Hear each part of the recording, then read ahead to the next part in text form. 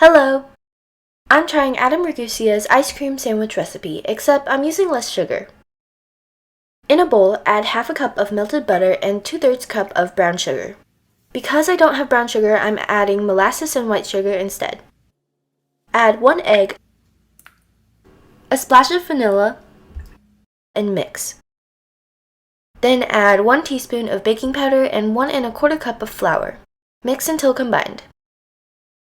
If it's still too dry and doesn't come together as a dough, add a little splash of milk or water. I'm going to add chocolate chips into the dough. Make sure you chop up the chocolate chips because it will harden in the dough and become hard to eat if you don't chop it up. Add the chocolate chips to the dough and then mix. The dough should be a spreadable consistency. On a baking tray, I'm going to spray a couple spots with oil to help the paper stick. When you add the parchment paper, you can also cut the corners to help it fit better.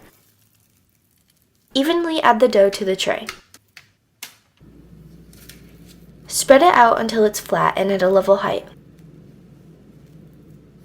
Bake at 375 Fahrenheit or 190 Celsius for 8 minutes. I only did 5 minutes as Adam said in the video, but my dough turned out too soft and crumbly. Take it out of the tray and let it cool. After it's cool, cut it in half. Lift one side away from the other and cut the parchment paper in half. For the ice cream, I'm using Blue Bunny's homemade vanilla. I do recommend letting the ice cream sit for a couple of minutes before you scoop it, so it's not hard to scoop out. Scoop the ice cream onto one side of the cookie dough.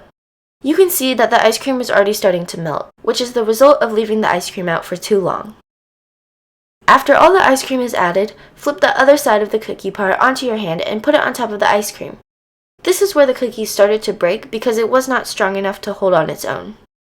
Once the cookie dough is added on top, press it down. Because the ice cream started to melt very quickly, I put it into the freezer and let it freeze overnight. You can trim off the side to make a better finish. The cookie dough turned out to have a wonderful flavor and was a good balance to the ice cream. Overall, I recommend you to try this recipe.